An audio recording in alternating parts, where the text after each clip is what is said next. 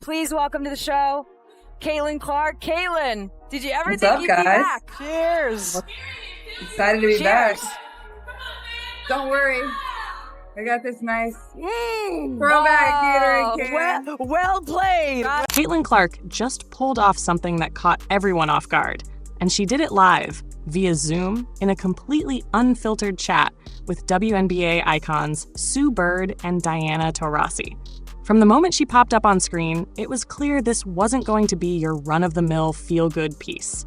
It was honest, it was unfiltered, and it pulled the veil off everything from her jump to the WNBA, to rumors swirling around locker rooms, to what really happened in those gritty college face-offs, all delivered with Caitlin's trademark wit and style. Product placement. There we Well go. played. Our show loves it. But what exactly did she expose? And why is the entire basketball world buzzing? Stick with us, because Caitlin didn't hold back on a lot of subjects, from Paige Bookers to Diana Taurasi, and even to the falsehoods Cheryl Swoops has been spreading about the squad. Are you ready? Let's dive in.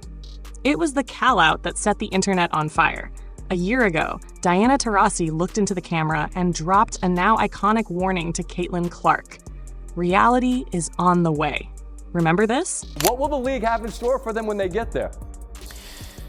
Look, SVP, reality is coming. Okay.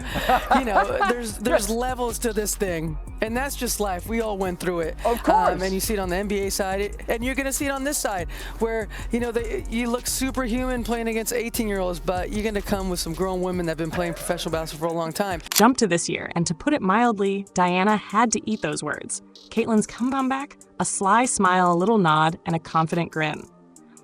The vibe? Playful, sharp, but no question, it was a message. Congrats So on you've your been watching the retirement, first D. half. Thank you. And congrats. Now- to you. Unfortunately, Well, reality is thanks. coming to me now. What's your big plans? it in early. What are you going to do? I keep telling Sue I thought I was going to have all this time to do all these things. I'm more busy now. So if I give you any advice, play as long as possible. We'll see. We'll get to 10 years.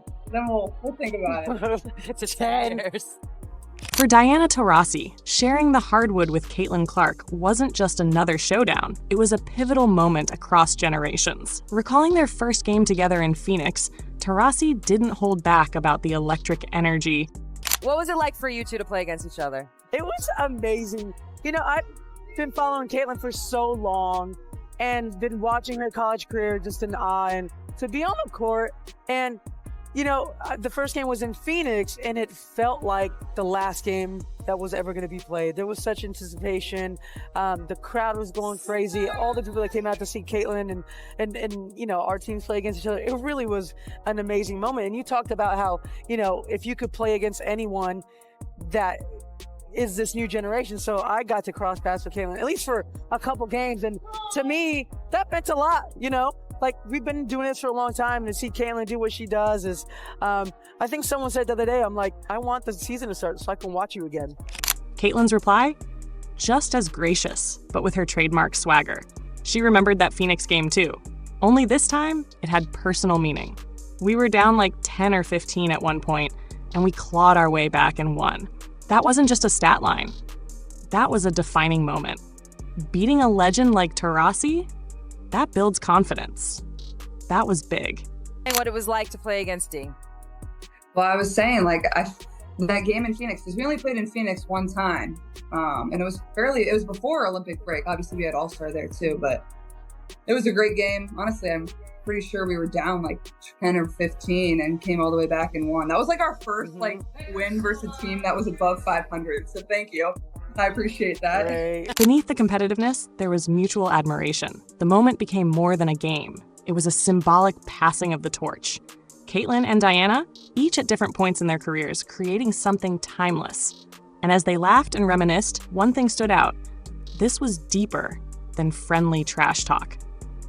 This was a celebration of basketball's past and future colliding perfectly. Caitlin, how excited are you for this next WNBA season? New head coach and Stephanie White. You added Natasha Howard, who Sue knows really well, DeWanna Bonner, which I know really well, Sophie Cunningham. I mean, it seems like, from the outside, this roster's ready to compete now, which is easy for us to say. We know there's a process to get there, but like when you see that and you see those names come in, what does that make you feel like? I'm heading into this season with more than just momentum. I've got backup. Talking about our upgraded squad, I can't hide how excited I am. Stephanie White is our new coach. We've got experienced players like Natasha Howard, Dwana Bonner, sharpshooters like Sophie Cunningham, defensive stoppers like Sydney Colson and Brianna Turner. I know these names. I know their value. But I'm also aware of the challenge. We've got 7 new faces and a very short timeline to gel. I'm already in figure-it-out mode, and I'm all in for it. Oh, well, I mean, obviously on paper we have a really good team, but, you only have, we start training camp, I think, on the 27th, and then, we have a back-to-back of preseason games on May 3rd and May 4th. So it's you have a very short amount of time to put that together, and 7 new pieces, and whether we carry 11 or 12, more than half of our roster, that's a hard thing within itself, but we should be pretty good. And I'm excited about it. I think what we needed was, we added a lot more experience. In the playoffs, we just didn't have that. We were a young group. Even Kels, obviously with being with the Fever during her entire career, she hasn't really had the opportunity to play in a ton of playoff games. So having that, whether it's Sydney Colson, whether it's DB, whether it's Natasha Howard, whoever it is, I think having that experience is going to be really good for us and that leadership in the locker room. So I'm excited. And it's not just about the mental game. Caitlin has been leveling up physically too. When asked about that viral off-season picture where her arms looked ridiculously muscular, she couldn't help but laugh. And there was the viral picture that went around showing off your guns. Everyone's wondering, have you been hitting the weight room? Was it the camera angle? What happened there? How did you do that? I've been trying to do that for 20 years. AI is getting out of control. Come on. But then Caitlin got real, admitting she's been grinding in the weight room, not just for appearances, but to feel more dominant on the floor. She also called out some new tools she's working on, adding a floater, finishing through contact, and getting more comfortable in the mid-range.